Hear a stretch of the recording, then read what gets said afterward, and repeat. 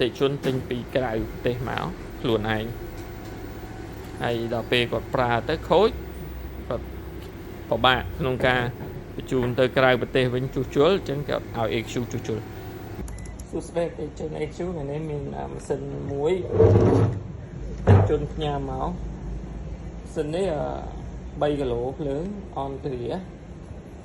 ហើយម៉ាស៊ីននេះឆ្លងការជួសជុលហើយពីព្រោះមានផ្សារដោះហើយស្នាមឆ្នោតចុចចាក់ពោះអីហើយអស់ហើយបានមកដល់ EQ ហើយមើលគឺអានេះគឺមានតែ filter ហើយមកដល់ burst នេះហើយ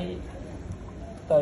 convert ហូនចូលមកអត់មាន MPT មួយមកទុកលំនឹងនៅ burst ទេសាប់ទៅនៅ burst ចឹង burst វាឡើងចុះខ្លួនឯងហើយ GP ប្រឹងខ្លួនឯងក្នុងការgenerate ភ្លើង on grid អានេះតម្រូវដាក់ភ្លើងឲ្យ solar ធំតិចបានល្អដាក់ទៀតទេអត់ល្អទេព្រោះវាអត់មាន MPT អ្នក RAM ទេគឺឃើញពីវិស័យច្បាស់ទៅគោកមកម្ដងនេះ filter ទៅឆ្លង filter មកម្ដងនេះមកតាមពោ filter មកម្ដងនេះចាប់ដើមសាប់ចេញមកសង្គ្រោះភ្លាមហើយ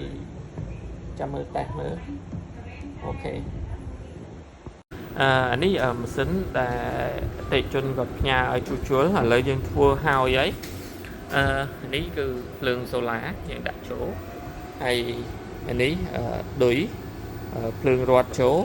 មានខ្សែណឺតខ្សែហ្វាហើយនឹងខ្សែ N ហើយអានេះត្រូវមាន Wi-Fi មួយទៀតប៉ុន្តែ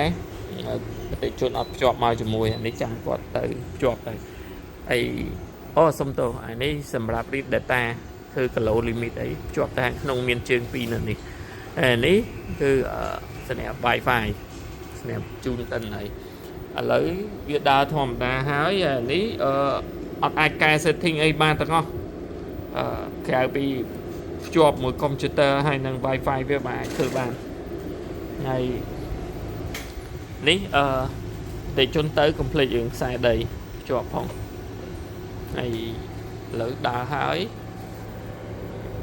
អូផ្លាកណាស់ហើយ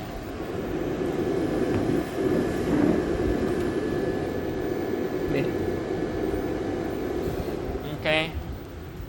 បញ្ជូនទៅអតិជនវិញអានេះ3គីឡូអនគ្រាអតិជនទិញពីក្រៅប្រទេសមកខ្លួនឯងហើយដល់ពេលគាត់ប្រើទៅខូចគាត់ពិបាកក្នុងការបញ្ជូនទៅក្រៅប្រទេសវិញជួសជុលអញ្ចឹងគាត់ឲ្យ EQ ជួសជុលមានប៉ុណ្ណឹងខ្លី